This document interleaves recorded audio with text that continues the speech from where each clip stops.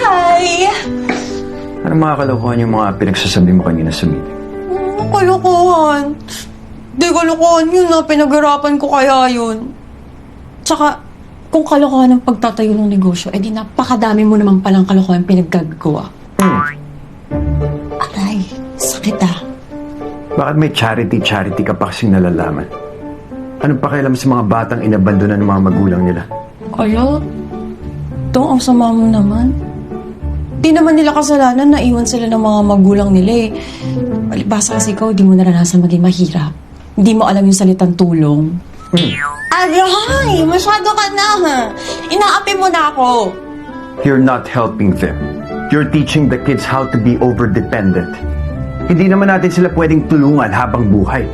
They need to learn how to stand on their own. Ano? Sino ba nagsabi na hindi marunong tumayo yung mga bata? Tsaka, hindi naman wheelchair tsaka sakla yung papamigay namin. I left you in charge of the company so you could learn how to be independent. And based on the meeting earlier, you have improved.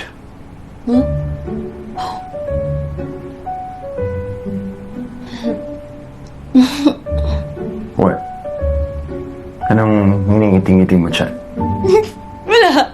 Ginagaya lang kita para hindi ka mukhang tanga nakangiti mag-isa. So, sino sa tingin mong kumuha ng 200 million? Alam mo, hindi naman sana mimintang ako. Pero dalawang tao lang yung naiisip kong kumuha nun. Una, si Miss Igua. Kasi diba siya yung CFO. So siya lang naman yung may access dun sa ganung kalaking pera. Sino yung isa pa? Ikaw. See? Uy, grabe ka! Bakit mo naman nanakawan yung sarili mong kumpanya? Gusto mo nagkaka-krisis? Ow! You're right. I stole the money, but not all of it. I stole 100 million after the first 100 million was stolen by the CFO.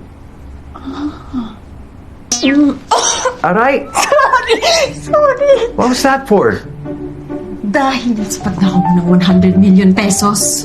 Ate ka ba? Bakit mo gagawin yun sa sarili mong kumpanya? Tsaka mo na alam eh. Let's go. Wait lang yung bag ko. Wait.